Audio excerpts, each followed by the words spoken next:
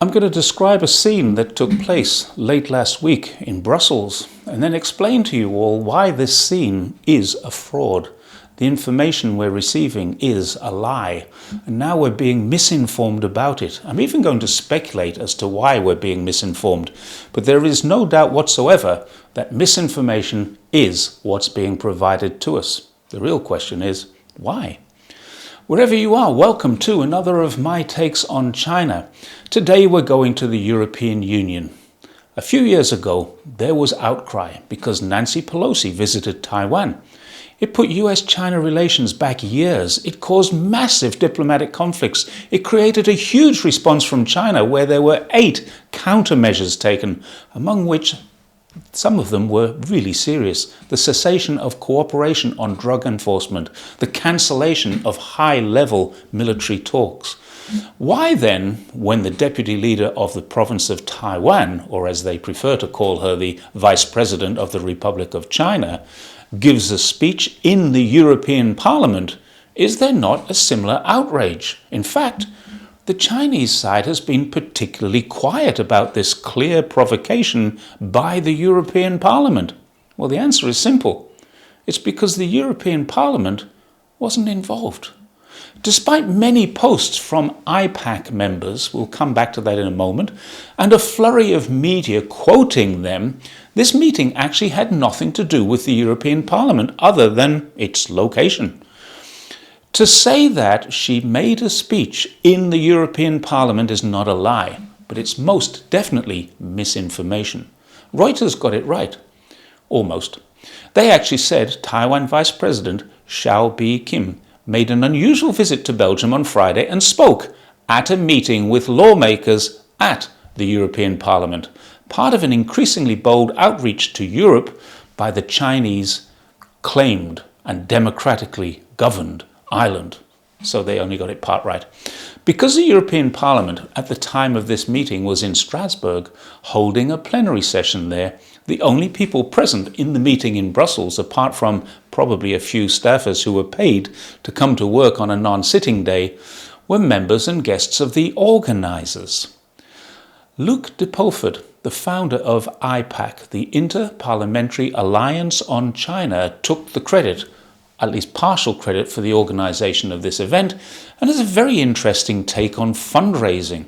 Despite the claim that his alliance takes no money from governments, he says that, it has in its list of partners the government of Taiwan, the organisation funded by the National Endowment for Democracy, the Taiwan Foundation for Democracy, the National Democratic Institute, and others, including Taiwan, all government-funded and all anti-China funding. They have a great claim in their fundraising policy, and I'm going to quote this. Those giving to IPAC do so on the explicit understanding that they will not attempt to influence the work of our co-chairs or members or the strategic direction of the organisation. Noble words for an organisation that only takes money and partners with other organisations that are aligned with their so-called values of anti-China. And these are nearly all funded by the US government. What's even more crazy is that much of IPAC's funding comes via Taiwan. In other words, while IPAC are the arrangers of the meeting, Taiwan is one of the places that pays for it. It's paying to host its own meetings, with much of the money coming from US taxpayers.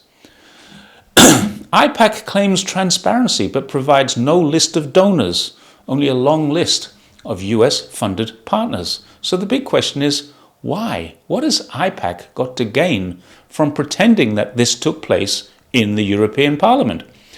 Apart from a very nice photo op and a long list of media publications compounding the misinformation, it all appears nothing more than a publicity stunt. However, because of the misinformation, there's now another slice of the salami, as the US loves to do, one slice at a time. It's eroding the credibility of the United Nations.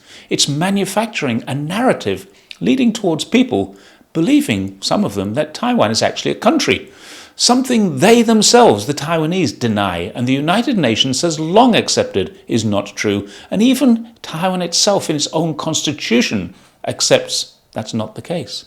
Each time something like this happens, Luke de Pulford and his cronies bask in the glory of a propaganda coup. But that's all it is. However, it's a bit more serious. Governments the world over recognize this as a stunt. Every informed person in the world recognizes it too. But they will persist, IPAC will persist in doing it for a couple of reasons. Ultimately, the longer they can hang on to the topic of China is bad, the happier they will be. They keep their electorate in ignorance, they feed the fears of a monster under the bed, their voters will continue to vote for them as long as they continue to protect them from that monster. They also convince people who are either not very well educated to learn, too lazy to bother to learn, or too racist to want to know the truth about China. And this is why they continue to feed the misinformation machine.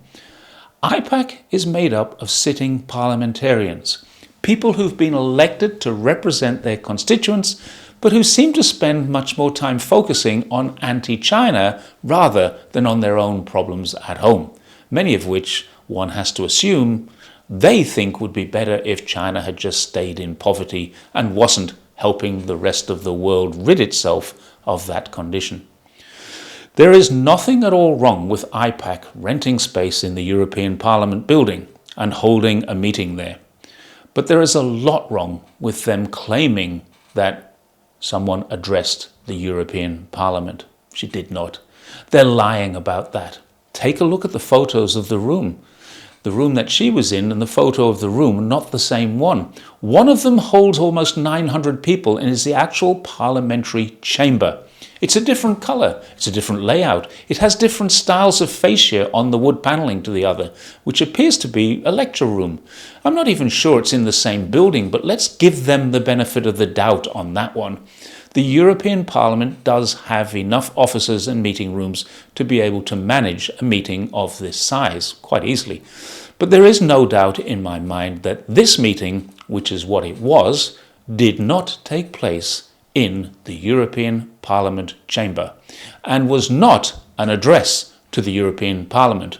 Even the third photo of the room, showing a different layout, shows that none of these guests are European parliamentarians. The flags in view are those of Paraguay, 2 of them, Thailand and the Philippines. Since when were those nationalities in the European Union? This was a meeting, not an address. This was an IPAC annual meeting. Now here's another interesting fact. The European Parliament is quite transparent. They have a portal where people can go to get information on what meetings are taking place and when. There is no record whatsoever, according to the European Parliament's official website portal, which I've linked, that any IPAC meeting was scheduled or took place last week. Now this would be why China is not getting upset by this move. It's a publicity stunt, unapproved by the European Union Parliament, and possibly one which could and probably should cause a lot of trouble for the organisers, something I've never seen before. Shortly after posting information about this event, Luke de Pulford did something very unusual. He posted a short video of the diplomatic protection detail leaving the building as proof for the doubters. Now this seems to me a strange thing to do when someone has done something and there's not a single post to say that didn't happen, at least not yet, to post something that shows how it happened for the doubters. But more to the point, the video he posted was in a narrow leafy lane with a roundabout taking cars away. The European Union building in Brussels is an ultra-modern glass-fronted building without a roundabout in sight. One must wonder where that video was taken and why it needed to be taken for proof. So let's look at the facts. This event took place when the European Union Parliament was in Strasbourg, a different city a long way away. A Taiwanese official definitely spoke, but there's no evidence it was in the European Union Parliament. There is evidence that it was not in the parliamentary chamber, nor was there any address to the European Parliament unless she went to Strasbourg afterwards. Calling it a speech in the European Parliament is at the very best misleading and at the worst an outright lie. Furthermore, Any official engagement with the European Union and a representative of the province of Taiwan would be extremely destabilizing and would be a very foolish thing for Europe to consider. It's quite likely that the European Union Parliament didn't even know what was going to happen. And if they did, I'd wager money they're telling the Chinese right now that they didn't. China's position that Taiwan is an inalienable part of China is consistent with the official stance of the European Union and all its institutions. Any engagement with Taiwan remains strictly non-diplomatic and within the framework of the One China policy. IPAC does not represent the European Union, neither does Paraguay, the Philippines, or Thailand. What we have here is a Western-funded farce of epic proportions. I wonder if the EU will act to deny their involvement in this meeting. Watch this space. I'm certain that they should.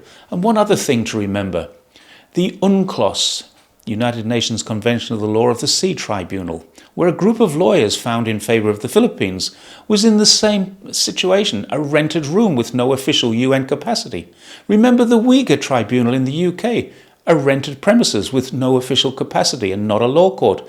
Remember the million incarcerated Uyghur narrative. Once again, it was the same. A meeting in the UN in a rented room. The UN have never said such a thing. Strangely, the hands of the National Endowment for Democracy are behind them all. And what's even stranger is that almost every mainstream media outlet picks them up and runs with them as if they are official. They aren't. We are being grossly misinformed. Thanks very much for watching my take on misinformation about China. Please don't forget, like, share and subscribe. And I'll see you next time. Bye for now.